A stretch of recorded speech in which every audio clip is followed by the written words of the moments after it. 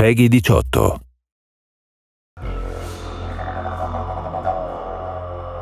I know we don't want to give away too much with the story, but what draws Corvo and Emily back into a conflict?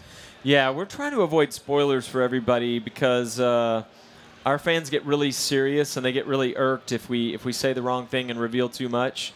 At the same time, everybody's always curious. So let's just say there's an inciting incident at the beginning of the game, and whether you're playing Corvo or Emily, you're an outlaw. You have to flee Dunwall Tower, and you have to head to the south, the southernmost city in the Empire of the Isles, Karnaca.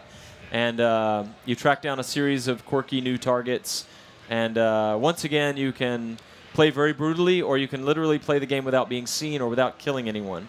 Those are still very much supported values. So you're on the run, essentially.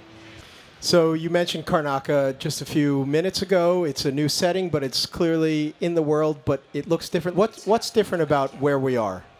Well, Karnaca is called the Jewel of the South. It's a warmer climate. It's kind of modeled, if Dunwall is modeled after Scotland and England, Karnaca might be modeled after Greece or Spain or Italy. It's like Southern Europe.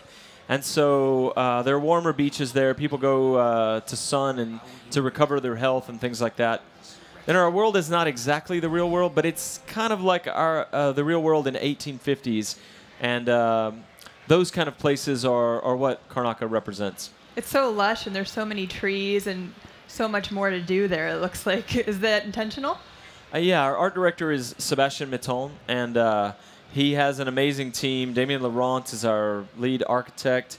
Jean-Luc Monet is our assistant art director. Those guys are a powerful group of artists.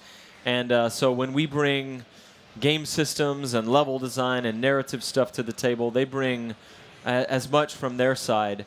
And so early on, they had a strong vision for what the flora and fauna from Karnaca would be and how it would feel different than the chilly, cold British nature of Dunwall.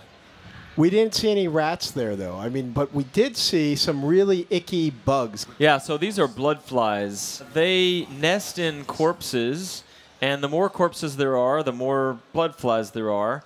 And they hover in a swarm around their nests or around the corpses. And if you get too close to them, you can sneak if you're near them and move slowly, and you won't disturb them. If you get too close, they attack you.